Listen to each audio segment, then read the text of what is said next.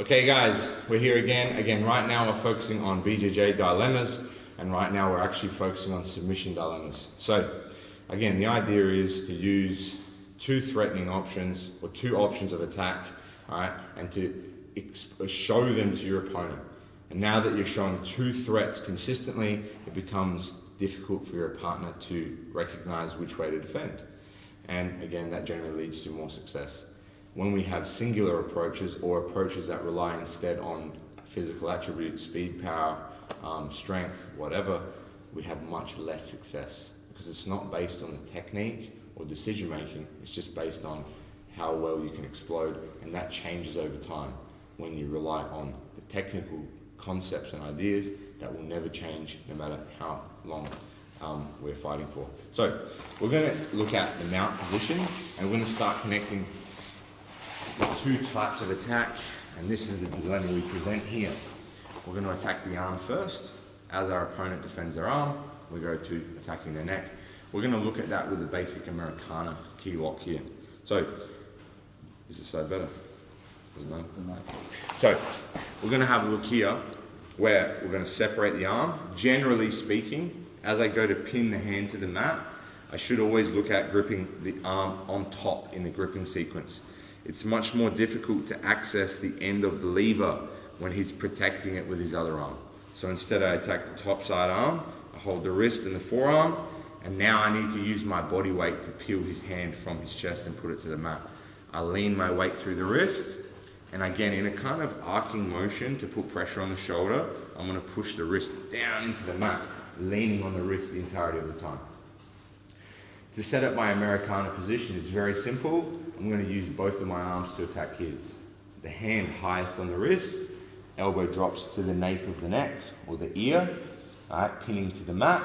My secondary arm comes underneath the bend in his elbow and humerus bone, and I connect to my own wrist, creating a figure 4 grip. To make sure that I'm very powerful and tight in this position, I don't want a bent wrist. So I flex both of my wrists. I'm very, very powerful in my forearm. I pull the elbow close to me, all right, and that ensures that I have lots of pressure in the shoulder joint. The higher the elbow goes, or the higher the wrist goes, the less pressure there is on the shoulder joint itself, and the more likely he'll be able to survive the attack here. I pull the arm close to his body. I start driving his wrist into the mat and elevating the elbow, achieving a very powerful, again, Americana shoulder lock here. Now, a lot of the time, particularly if you're fighting with someone stronger than you, they can use their arm strength just to create this problem here. And now, I don't have the ability to finish the arm in the same way. So what I'm going to use is that having his arm in this posture, I'm going to reposition my right arm on the opposite side of his head and place my forearm underneath his neck. Now, I'm entering a choking option like we talked about.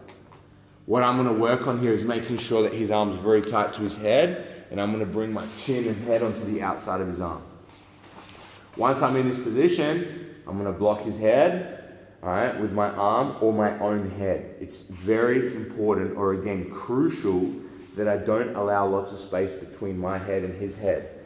If there's nothing wedging his arm into position, no matter how tight I squeeze on his head, he has the ability to pull his arm out of position.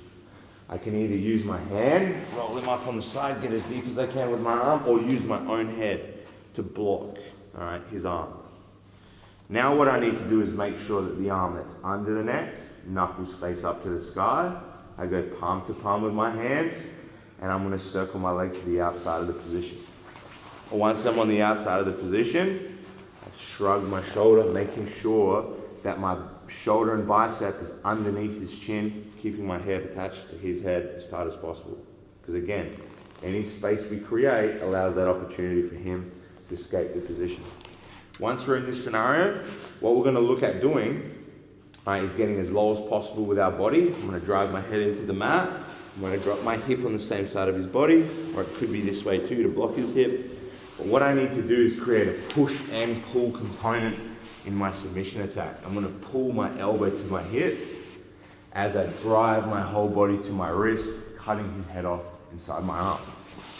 I have a very, very powerful position on his neck, and now I start to pull my elbow as I drive my head, and I find a very, very powerful choking option, and I'm able to again connect and present those two options of attack.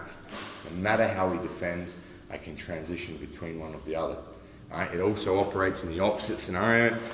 As I'm pinning his arm and going to his neck and he's starting to pull his elbow away, I can immediately go back to the first option. And now I've created again a dilemma where he needs to defend in one way, and as he defends in one way, he immediately gives the second option.